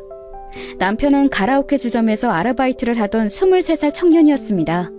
처음에는 속 귀엽고 저에게 말을 걸기는커녕 눈도 잘 마주치지 못하던 남편의 순수한 면에 반해서 저는 알게 모르게 남편이 알바로 올 때마다 떡볶이를 사놓고 기다리기도 하고 커피를 타주기도 하는 등 제 나름대로의 관심을 보였습니다. 영호씨, 이것 좀 먹어봐요. 저 앞에 시장에서 사온 건데 너무 많아서 좀 남겨놨어요. 아, 고맙습니다. 잘 먹을게요. 누나라고 불러도 되나요? 저보다 2살 위이신 거 아는데. 누나는 무슨, 그냥 이름 부르지. 겨우 2살 차이 정도는 사회에서는 아무것도 아닌데. 그래도 전 부모님께 그렇게 배우지 않았어요. 누나는 누나죠. 예의 있고 깍듯한 그 남자에게 저는 점점 마음을 빼앗겼고 조금이라도 저를 봐주기만을 기다렸습니다. 끈질기게 관심을 갈구하면서 그 남자의 곁에서 맴돌고 있던 끝에 그는 술에 취한 어느 날 저와 하룻밤을 보내게 되었고 그날 밤부터 일주일 후에 군대를 갔습니다. 누나, 저 군대 가요. 그날 밤의 일은 실수였어요. 이제 저는 잊어주시고 누나는 좋은 남자 만나세요. 아니, 난 너 기다릴 거야. 영호야, 제대하면 우리 같이 살자. 미안해요. 기다리지 마세요. 3년이나 누나를 외롭게 만들 수 없어요. 저는 눈물을 흘리며 그를 군대로 보냈고 한 달이 지나자 저는 임신했다는 사실을 깨닫게 되었습니다. 그 사람은 제 인생의 첫 남자였기 때문에 아이 역시 그의 아이임에 틀림이 없었습니다. 저는 사랑하는 남자 아이를 가졌기 때문에 후회도 없었고 기쁜 마음뿐이었습니다. 당장 군대에 있는 그 사람에게 편지를 썼습니다. 영호야, 잘 지내고 있지? 그날 밤의 결실로 내 뱃속에 아이가 생겼어. 아직 너 제대하려면 2년 반이나 남았지만 난 너만 기다릴 테니까 제대하면 우리 결혼하자. 대충 이런 내용의 편지를 그리움을 담아 길게 썼던 기억이 나네요. 하지만 영호 씨로부터 답장은 오지 않았고 그 사이에 저는 아기를 낳아 기르며 그 사람을 기다리고 있었습니다. 그러나 3년이 지난 후 영호 씨는 제대를 하고도 제 앞에 나타나지 않았습니다. 저는 가라오케 주점 일도 제쳐둔 채 그 사람을 찾아 돌아다녔습니다. 아기는 그동안 가라오케 주점 사장님께 맡기고는 미친 여자처럼 아이 아빠를 찾아 그 사람의 학교도 찾아가 보고 영호 씨의 과 친구들에게 물어서 대전에 있는 영호 씨의 본가에까지 찾아갔습니다. 사전에 약속도 없이 모르는 여자가 아들을 찾자 그의 부모님은 적잖게 놀란 눈치였습니다. 당황한 그의 아버지가 저에게 물었습니다. 아가씨는 누군가? 누군데 영호를 찾아? 저는 서울에 있을 때 영호 씨와 사귀던 여자예요. 영호 씨가 군대 가기 전에 저와 하룻밤을 보냈고 그 사이에 아기가 있습니다. 아들이에요. 아니, 우리 애가 그럴 애가 아닌데 아가씨가 잘못한 거 아니에요? 아니, 내가 아가씨 말을 어떻게 믿어? 설령 아가씨가 애를 낳았더라도 그 애가 우리 영호 애기라고 내가 어떻게 믿겠어? 우리 영호 행실 바른 아이야. 그러니까 영호 찾을 생각하지 마요. 그의 어머니가 단호하게 말씀하셨습니다. 저는 이렇게 꺼내고 싶진 않았지만 가지고 다니던 우리 아들의 사진을 꺼내 그의 부모님께 보여주었습니다. 그 사진을 본 부모님은 기가 막히셨는지 말문이 턱 막혀버리신 듯 했습니다. 그도 그럴 것이 제 아들과 영호 씨는 누가 봐도 딱 부자지간이라 말할 수 있을 정도로 똑 닮았거든요. 이건 내가 뭐라고 할 수가 없겠네. 우리 영호 어릴 적 사진이랑 너무 똑같아. 그런데 아가씨 어떡하지? 우리 영호는 지금 집에 없는데. 그의 어머니의 말은 제게 청천벽력 같은 충격이었습니다. 저는 이 말도 안 되는 소식에 다리 힘이 풀려 그 자리에 스르르 주저앉았습니다. 어디로 갔나요? 저 영호 씨 꼭 만나야 돼요. 제대하면 만나기로 약속했단 말이에요. 그 사람 어디 갔어요? 제 눈에서 하염없이 눈물이 흘러나왔습니다. 그런 저의 초췌한 모습을 보던 영호 씨의 아버지는 측은한 마음을 느껴서인지 제 거취를 물어보셨습니다. 우리 영호 중국으로 유학 갔어. 2년 후에나 돌아올 텐데 그동안 지낼 곳은 있나? 학생도 아닌 것 같고 나이도 지긋한 처자 같은데 설마 집도 없겠어요? 설마 당신 이 여자 같이 끼고 살 생각은 아니겠죠? 아니, 그래도 우리 손주 낳은 애잖아. 인도적으로도 우리가 거둬야지. 우리 영호 핏줄이면 우리 핏줄인데. 아버님, 정말 그렇게 해도 될까요? 저는 부모님도 없고 이 세상에 오직 저 혼자뿐이거든요. 의지할 수 있는 어른이 필요해요. 우리 아기를 위해서도 할아버지 할머니의 애정이 필요하고요. 제가 여기 들어와서 살아도 될까요? 저는 최대한 불쌍한 척을 해야 했기에 멀쩡히 살아있는 부모님을 없다고 속이고 저를 고아로 만들었습니다. 지금에서는 그 말을 후회하지만 그때는 다른 방법이 없어 보였습니다. 제 부모님은 제가 서울로 도망친 후 한 번도 내려가지도 않고 두 분도 저를 찾지 않았으니 이미 죽은 사람들이나 다름없었고 저는 그만큼 절박한 상황이었으니까요. 결국 영호 씨의 부모님은 저에게 대전의 본가로 내려오라고 하셨고 영호 씨가 쓰던 방을 제가 살 수 있도록 내주셨습니다. 저는 그 길로 서울로 올라가 가라오케 주점 사장님과 눈물의 이별을 했습니다. 너 없으면 이 가라오케 주점 관리는 어떻게 하니? 너만큼 일을 잘하는 애를 찾기는 힘들 것 같은데. 그리고 영호라는 그놈 나는 별로인 것 같던데. 네가 정말 믿을 수 있는 놈이야? 언니, 저 영호 씨 사랑해요. 그 사람 마음이라도 잡으려면 그 사람 가족 곁에 있어야 해요. 갑자기 그만두게 되어서 죄송해요. 하지만 저 이번 기회를 놓칠 수 없어요. 서울에 있던 빌라를 제외한 모든 재산을 팔아서 통장에 넣어놓고 저는 얼마 안 되는 짐을 가지고 아기와 함께 영호 씨의 집으로 들어갔습니다. 그의 아버지는 저와 제 아들에게 잘해주셨지만 어머니는 저를 탐탁지 않은 눈으로 보시면서 틈만 나면 구박하시기 바빴습니다. 영호 씨가 돌아올 때까지 저는 그 집의 가정부처럼 일하는 며느리 역할이었습니다. 예, 국 맛이 이게 뭐니? 너 밥 해본 적 없어? 너무 짜고 시잖아. 아무리 김칫국이라도 묵은지 국물을 좀 짜서 넣고 끓여야지. 이래서 어떻게 먹으라고 그러니? 네, 죄송해요, 어머니. 다시 끓일게요. 어머니 손맛 저한테 좀 가르쳐 주세요. 네? 아휴, 이래서 출신이 중요한 건데 어디서 고아 같은 애한테 잘못 콕 깨워서 우리 아들이 평생이 힘들 거 생각하니 내가 정말이지 속이 다 터진다. 할머니, 우리 엄마한테 왜 그래요?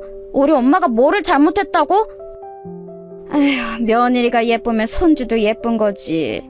그런데 네 엄마는 할머니 말을 그렇게 안 들으니 이 할미가 네 엄마를 예뻐할 수가 있겠니? 너도 조심해. 손주라고 모든 게 용서되는 건 아니란다. 알겠니? 이 집에선 이 할미 말 안 들으면 내쫓아버릴 수도 있어. 이제 4살이 된 아들은 제가 어머니께 야단을 맞을 때마다 저에게 방패가 되어주었습니다. 그러다 보니 시어머니는 저에게도 제 아들에게도 미워하는 마음을 감추지 않으셨습니다. 시어머니는 아들이 제 편을 들 때마다 윽박지르며 그 어린애에게 공포심을 심어주었습니다. 아들은 할머니가 소리를 지르는 날에는 겁에 질려 밤마다 오줌을 싸기를 7살 때까지 했습니다. 저는 시어머니의 눈을 피해 아들의 밤 소변 뒤처리를 몰래 해야만 했습니다. 그렇게 2년이 지나갔고 영호 씨는 드디어 중국 유학을 마치고 집으로 돌아왔습니다. 저는 그가 집에 오던 날을 잊을 수가 없습니다. 영호 씨는 집에 오자마자 제가 달려가 그에게 안기자 유령이라도 본 양 질겁하면서 뒤로 물러났던 것입니다. 어머니, 아버지, 이 누나는 왜 여기에... 도대체 여긴 어떻게 알고 찾아온 거예요? 영호야, 이 애가 네 아이야. 벌써 6살이야. 내가 편지로 말했잖아. 제대하면 결혼하자고. 이렇게 애 생겼고 이만큼 컸는데 나를 책임도 안 지려고 했니? 이 애 당신 아들이란 말이야. 아니, 그러면 우리 아들이랑 합의도 안 한 상태에서 저 애를 낳고 길렀단 말이야? 사실은 너희 둘 다 결혼 약속도 안 한 상태라는 말이니? 어쩌면 그렇게 나를 감쪽같이 속일 수가 있어? 저 불려우 같은 계집이. 그래도 이 아이는 영호 씨 애고 저는 이 사람이랑 결혼 못하면 죽어버릴 거예요. 저는 어떻게든 이 집안에 매달려 했으므로 시아버지에게 매달렸고 마음이 약하신 아버님은 시어머니와 영호 씨를 설득시켜 그해 가을에 저는 영호 씨와 꿈에 그리던 결혼식을 올렸습니다. 이젠 법적인 부부가 되었고 아들도 많이 커서 유치원에 보내면 되었기에 저는 시댁에서 분가하여 서울에 집을 얻어 남편과 아들 세 식구만의 생활을 만끽하였습니다. 그러나 남편은 처음부터 저에게 깊은 사랑의 감정이 없었습니다. 그 때문에 남편은 대학의 남은 학기를 마치고 취직을 할 때까지 피임을 하자면서 본인이 정관수술을 하겠다고 했습니다. 아직 남편의 나이도 어리고 앞으로 아기 낳을 기회는 많았으므로 저는 남편의 제안에 그러겠다고 말했습니다. 우리 아들이 12살 되던 해에 남편은 대기업 공장의 관리자로 취직을 하게 되었습니다. 그 당시에는 공대를 졸업하면 대기업의 공장 쪽으로 발령이 나는 경우들이 많았습니다. 남편은 혼자 구미로 내려가게 되었고 저는 아들과 함께 서울에서 계속 살기로 했습니다. 아이가 공부를 잘했기 때문에 곧 들어가게 될 중학교를 시골로 내려가고 싶지 않아서였습니다. 다행히 남편은 제 계획에 두말 없이 찬성해 주었습니다. 그러나 나중에 알게 된 이야기지만 남편은 중국에서 유학했던 당시에 사귀었던 지선이란 이름의 여자가 있었고 그녀를 한국에 돌아와서 다시 만나 저 모르게 바람을 피우고 있었던 것이었습니다. 나중에야 그 사람이 지선이와 두 집 살림을 하고 싶어서 주말 부부를 받아들였다는 사실을 알게 되었습니다. 그때 제가 느꼈던 남편에 대한 배신감은 이루 말할 수가 없었습니다. 남편은 처음 구미로 내려간 후 몇 달 동안은 주말마다 서울의 집으로 올라왔습니다. 그러나 시간이 지날수록 야근이나 회식을 핑계 삼아 점점 서울로 오는 일이 없어졌습니다. 저는 남편이 취직을 하자마자 대학에 입학하기로 마음먹고 수능 공부를 하려고 준비를 하고 있었기에 남편이 오든 말든 신경을 쓸 틈이 없었습니다. 한 달에 한 번조차도 서울집에 올라오지 않는 남편이 야속하기는 했지만 저 역시 너무 바빠서 남편이 와도 아이와 함께 놀러 간다거나 할 시간은 없었기에 참았습니다. 그동안 남편은 구미에서 공장에 다니면서 회사 사람들에게 지선이란 여자를 자기 부인이라고 소개해놓고 마치 그 여자와 결혼한 사람처럼 살았던 것입니다. 그리고 남편은 지선이와 사실혼 관계처럼 살기 위해서 거의 지방에 있는 회사 지사로만 돌아다니면서 저에게는 한 달에 한 번씩 꼬박꼬박 아이의 학비와 생활비만 보내주었습니다. 저는 한 해 재수를 해서 2년이 지나 대학에 들어갔습니다. 처음 가고 싶었던 법과대학은 아니었지만 서울에 있는 대학의 회계학과를 들어가게 되었습니다. 처음 경험해보는 대학 생활은 저에게 신세계를 알게 해주었습니다. 공부도 열심히 했고 나이 차이가 거의 10년이나 나는 새내기들과 어울려 술도 마시고 개강 파티도 하는 등 젊을 때 누리지 못했던 자유를 마음껏 누리고 다녔습니다. 만약 남편과 주말 부부가 아니었다면 저는 대학을 갈 생각도 못했을 것입니다. 그렇게 4년의 세월이 흘렀고 어느덧 제 아들은 고등학교에 입학했습니다. 아이는 늦은 사춘기가 왔는지 같이 사는 저조차도 얼굴을 못 볼 때가 많았고 학교에서 워낙 늦게 왔기 때문에 집에서는 잠만 자고 다시 학교로 가는 수험생 같은 생활을 계속했습니다. 저는 회계학과를 졸업하고 회계사 사무소에 취직을 했습니다. 남편은 여전히 지방으로만 일자리를 구해 돌아다니며 서울에 와서 살림을 합치겠다는 소리를 하지 않았습니다. 그런 남편을 보던 어느 날 의심스러운 생각이 들어서 겨우 집에 하러 온 남편에게 물었습니다. 당신 이제 아예 둘째 가질 생각은 하지도 않아? 난 아직 40대도 안 됐고 당신도 정관수술한 거 풀면 우리 둘째하게 가질 수 있는데 아직 늦지 않았잖아. 아이 갖는 거 한번 생각해봐. 아니야. 이제 와서 또 무슨 애를 가져. 그럴 만큼 나 당신하고 돈독한 것도 아니고. 사실 내가 오늘 온 이유는 내 짐을 다 가져가라고 해서 온 거야. 그게 무슨 소리야? 이젠 주말 부부조차 하기 싫다는 거야? 우리 아들 대학 가면 내가 당신이 있는 곳으로 내려갈게. 그럼 우리 같이 살 수 있잖아. 당신 설마 다른 여자 생겼어? 알고 있었어? 당신한텐 미안하게 생각해. 하지만 난 당신보다 그 여자가 더 좋아. 애를 가질 수 없어도 좋다고 했고 그 여자는 나를 믿고 따라줘. 그리고 당신과의 첫 만남이 나에겐 원해서 했던 것도 아니고 아들이 생겨서 결혼한 거나 마찬가지 아니야? 이제 애도 거의 다 컸고 하니까 우리 갈라서자. 그게 무슨 소리야? 이제껏 나를 속인 거야? 싫어. 나 절대로 이혼 못해. 내 눈에 흙이 들어가기 전까진 당신은 나 못 벗어나. 그날 처음으로 남편은 제 뺨을 때렸습니다. 그러면서 저한테 거머리 같은 여자라고 욕하고 소리를 질렀습니다. 저는 너무 어이가 없고 믿을 수가 없는 남편의 돌발 행동에 쇼크를 받아 정신을 잃었습니다. 그러나 남편은 쓰러진 저를 아무 처치조차 하지 않고 내버려둔 채 서울집에서 자기 옷을 전부 챙겨가지고 지방으로 내려가 버렸습니다. 지선이란 그년에게 간 것이겠죠. 저는 정신을 차린 다음 날 득달같이 남편을 따라 그의 집에 있는 지방에 내려갔습니다. 그 집에서 지선이란 그 여자를 처음 만났을 때의 쇼크는 이루 말할 수가 없었습니다. 그 여자 역시 저의 존재에 대해 전혀 알지 못하는 듯 했습니다. 제가 미친 듯이 남편 집에 벨을 눌러대자 짜증 가득한 얼굴로 문을 열어준 그녀가 물었습니다. 아줌마, 누구예요? 나 영호 씨 부인이야. 그러는 니녀는 누구야? 도대체 우리 영호 씨랑 얼마나 오래된 사이야? 너 이거 바람이야. 알기나 해? 나랑 영호 씨 사이엔 고등학생 아들도 있다고! 내가 악다구니를 쓰자 지선이란 여자도 충격을 받은 모양이었습니다. 그녀는 당장 회사에 있는 영호 씨에게 전화를 걸어 사실을 추궁했습니다. 자기야, 지금 이상한 여자 하나가 와서 나한테 환양년이라고 하고 자기가 본처라는데 이게 뭐야? 당신 그래서 계속 혼인신고 미루자고 하던 거였어? 쿨한 부부관계에 호적 정리가 필요 없다며. 난 당신이 쿨한 사람이라 그런 줄 알았어. 이게 무슨 일이야? 뭐라고? 아니 그 여자가 왜 우리 집에 와? 알았어 자기야, 내가 금방 가서 그 여자 쫓아내줄게. 기다려. 여러분, 이런 상황이 이해가 가시나요? 세상에 적반하장도 이런 적반하장이 어디에 있겠습니까? 누가 뭐래도 호적상 제가 확실한 본처이고 지선이란 여는 상간녀인데도 불구하고 결국 그 집에서 쫓겨난 것은 저였습니다. 저는 너무 기가 막히고 어이가 없었습니다. 틀림없이 근무 시간인데도 남편은 지선이를 지키고 저를 쫓아내겠다면서 팔을 걷어붙이고 집으로 찾아오는 게 아니겠어요? 그리고는 양심도 없이 제 눈앞에서 사태질을 해가며 소리를 지르는 것이었습니다. 여기가 어디라고 당신이 이 집에 와? 어서 나가! 못 나가겠다면 나 경찰 부를 거야. 어서 나가지 못해? 우리 지선이한테 손끝 하나라도 대면 당신 내가 고발할 거야. 뭐라고? 당신 뭘 믿고 그렇게 기세가 등등해? 내가 본처야. 전혀는 상관녀라고. 이쯤 되면 미안하다는 말이라도 한 번 해야 하지 않아? 미안한 거랑은 별개지. 내가 당신 존재 자체를 지선이한테 숨긴 이유가 뭔지 알아? 사실을 알면 당신 성격에 지선이 해코지하러 올까봐 그랬던 거야. 지금처럼. 그러니 썩 나가. 그리고 다신 찾아오지 마.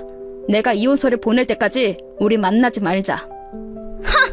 웃기지 마. 내가 여기서 나가도 당신이랑 이혼은 절대 안 해줘. 그것만은 용서 못해. 나와 우리 아들을 두고 잘못한 사람도 당신이야. 그러니 내가 죽어도 전현이랑 혼인신고하는 꼴은 못 봐. 살면서 한 번도 저에게는 보여주지 않았던 남편의 지선이를 향한 살갑고도 저에 대한 가혹한 행동에 저는 두 손을 들고 순순히 그 집을 나올 수밖에 없었습니다. 남편에게 힘으로 붙들려 그 집을 나오면서 저는 눈이 퉁퉁 붓도록 울었습니다. 남편을 믿고 살아온 날들이 너무 억울했고 남편이 한없이 미워서 견딜 수가 없었습니다. 저는 그 집에서 쫓겨나오면서 남편이 무슨 짓을 하든지 절대 이혼만은 동의하지 않겠다고 다시 한번 결심했습니다. 집에 돌아와서 저는 아들을 불러놓고 그날 낮에 남편에게 당한 일을 전부 말해주고 울면서 아들을 끌어안았습니다. 아들, 이제 너한테 아버지는 없는 거야. 난 절대 네 아버지랑 이혼은 하지 않을 거지만 아버진 다시 이 집을 찾아오지 않을 거야. 미안하다, 엄마 때문에. 괜찮아, 엄마. 나 그 사람이 아버지라는 걸 실감 못하고 살았어. 있던 없던 별로 나한테는 상관없어. 그것보다 난 엄마만 옆에 있으면 돼. 이런 일이 있다고 실망하지 말고 우리 둘이서라도 잘 살아가면 돼요, 엄마. 아들은 제 말을 듣고는 오히려 저를 위로해주는 것이 아니겠어요? 언제 이만큼 컸는지 그 애가 너무 든든하고 의지가 되는 것이었습니다. 그 후로 저는 아들과 강북에서 강남으로 이사를 갔고 남편이 줄기차게 보내는 전화, 문자와 내용 증명 등을 싹 무시하기로 마음먹었습니다. 그렇게 남편은 제 안에서 가슴 한쪽에 상처로 남아있는 사람이 되었습니다. 잊으려고 노력했어도 잊혀지지 않고 그렇다고 완전히 무시해버릴 수도 없는 딱 그런 무게의 사람이 되었습니다. 그렇게 세월은 흘렀고 10년 전에 저는 남편의 부고장을 받았습니다. 남편은 저를 버리고 두 집 살림을 했었던 그 지선이란 여자와 나란히 집에서 극단적 선택을 했다고 그의 부모님이 말하더군요. 남편의 어머니는 그제서야 저에게 미안했는지 전화를 해서 제게 사과를 하시더라고요. 미안하다. 그 지선이란 여자를 믿는 게 아니었어. 내가 너한테 못할 짓을 많이 했다. 미안하다. 우리 영호가 그 지선이란 요망한 것을 만나지 않고 너랑 잘 살게 놔뒀어야 하는 건데. 아니요, 어머니, 됐어요. 저는 남편이 저와 아들을 버리고 그 여자를 선택한 것만 후회했으면 더 바랄 게 없습니다. 어머니까지 제게 사과하실 필요 없으세요. 그럼 잘 지내세요. 그 사람이 죽었으니 이제 더 이상 만날 일도 없겠네요. 그렇게 말하고 제가 전화를 끊으려고 한 순간 어머니는 저에게 터져나오듯 마지막 진실을 말씀하셨습니다. 잠깐만! 그 애가 죽기 전까지 가지고 있던 일기장을 너한테 유품으로 남겼어. 그러니 그 애의 마지막 유언이라 생각하고 그걸 가져가주면 안 될까? 비참하게 죽어갔던 그 애의 마지막 소원이었어. 그러니 꼭 빠른 시일 내로 대전집으로 와서 이 일기장 가져가렴. 아니요, 저 그 물건 안 받겠습니다. 그 사람이 남긴 건 뭐가 됐든 이제 제게 의미가 없어요. 남편의 유품은 어떻게 처리하든 어머니 마음대로 하세요. 저는 이 말을 끝으로 어머니의 전화를 끊었습니다. 비록 별거하며 남처럼 살았지만 남편의 죽음은 제게 큰 충격이었습니다. 남편을 사랑한 시절이 있었기에 그 때문에 눈물을 흘렸지만 시어머니 앞에서는 애써 덤덤한 척했습니다. 별거를 10년째 하고 있는 남편의 죽음으로 제가 슬퍼하고 있다는 것을 알리기도 싫었고 제가 마음 약해진 틈을 타서 사별한 남편의 가족으로서 저와 제 아들과 어떻게든 연결되려는 시어머니의 속셈이 보였기 때문이었습니다. 그 후에도 남편의 어머니는 제게 몇 번 전화를 더 했었지만 저는 그 전화를 받지 않았고 제 냉정한 태도에 지친 것인지 그 뒤로는 제게 연락 한 번도 하지 않으셨습니다. 남편의 부고 소식을 들은 지 며칠 후 저에게는 소포가 하나 왔습니다. 작은 상자 안에는 시어머니가 보낸 것 같은 남편의 일기장이 들어있었지만 그 당시에는 아직 남편을 용서할 수 없었기에 저는 그 내용을 보지도 않고 벽장 속 깊은 곳에 처박아 두었습니다. 그렇게 남편을 보내고 그 사실을 잊어버릴 만큼 평온했던 일상이 하루하루 흘러가던 어느 날 저에게 모르는 번호로 전화가 온 것이었습니다. 저는 처음엔 스팸 전화인 줄 알고 전화를 받지 않았는데 같은 번호로 여러 번 전화가 오자 무슨 급한 사정이 있나 하고 전화를 받아보았습니다. 여보세요? 누구신데 몇 번씩 전화를 하세요?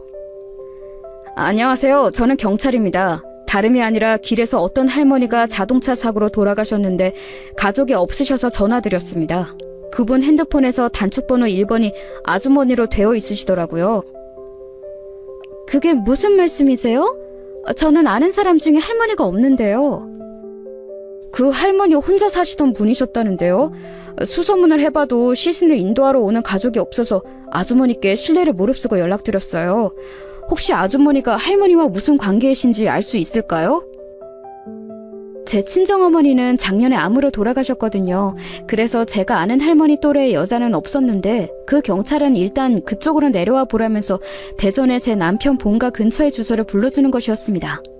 그제야 제 시어머니가 생각난 저는 부랴부랴 경찰에 알려준 주소로 향했습니다. 할머니가 혼자서 밖으로 나오셨다가 변을 당하신 것 같았습니다. 할머니의 신원 확인을 해보니 아들은 10년 전에 돌아가시고 아주머니가 며느리로 되어 있으시던데 맞습니까?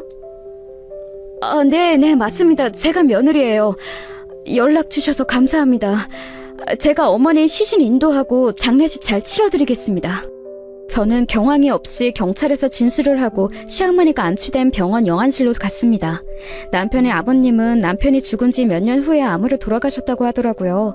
어머니는 그 후 혼자서 살고 계셨는데 치매에 걸리신 후에도 돌봐주는 가족이 없어서 길거리에서 변을 당하셨다고 그 지역 사회봉사자가 말했습니다. 그의 말을 듣고 저는 아들에게 전화를 했습니다. 이런 때에 저도 온전히 의지할 사람은 제 아들밖에 없었습니다. 어찌됐든 제 아들은 영호 씨의 핏줄이고 시어머니에겐 하나밖에 없는 손자니까요. 아들, 너 어렸을 때 대전에서 살았을 때 우리랑 같이 살던 친할머니 있지? 그분이 돌아가셨다고 연락이 왔어. 네가 그분 손자이니까 상주 노릇을 해야 할 것 같구나. 엄마 혼자서 장례 치르기는 힘들고 그러니 바로 내려와 주렴. 네, 그 할머니 생각하면 엄마 괴롭히고 못된 말만 하셨던 분이었지만 그래도 돌아가셨다니 슬프네요. 지금 바로 내려갈게요. 저는 아들을 기다리며 어머니의 장례 준비를 했습니다.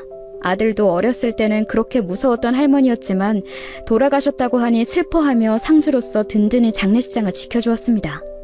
그렇게 사흘 동안 조촐한 장례를 치르고 서울집으로 올라온 저는 그 작은 소포에 담긴 일기장이 갑자기 생각났습니다.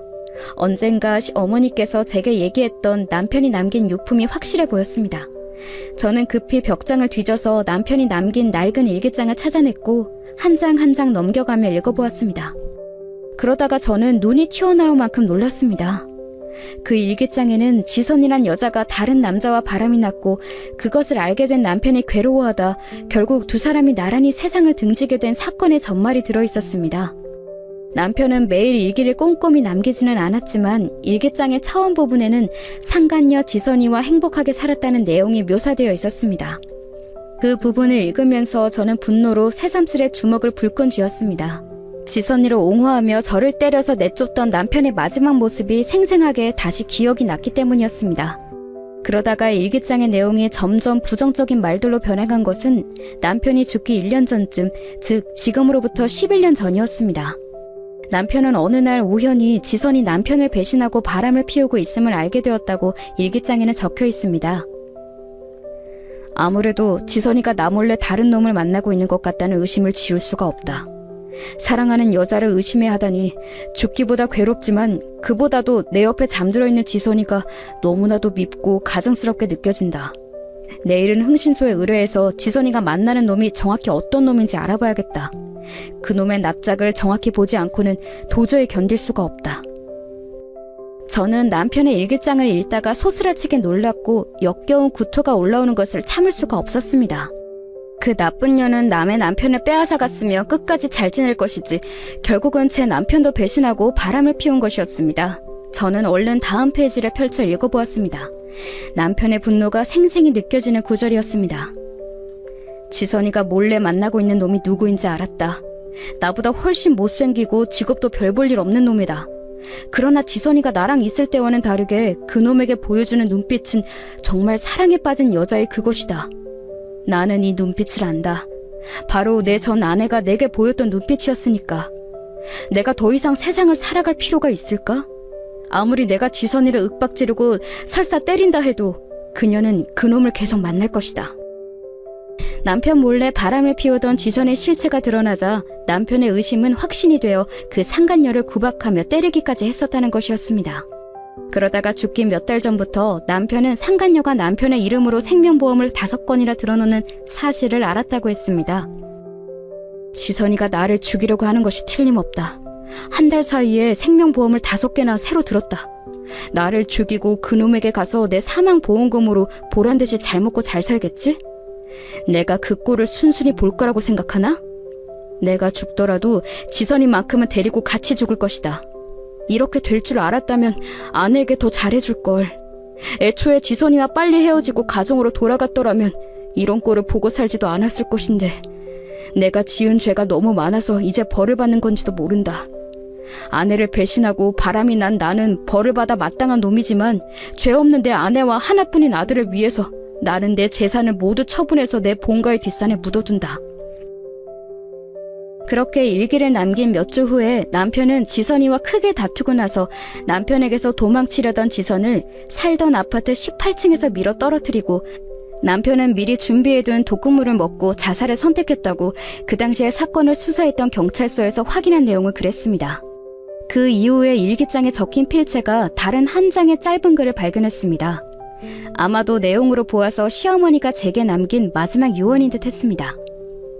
아가야, 같이 살고 있을 때에 너에게 아가라고 불러본 적이 한 번도 없는 것 같구나. 미안하다. 네 남편은 그 지선이란 년이 죽인 거나 마찬가지야.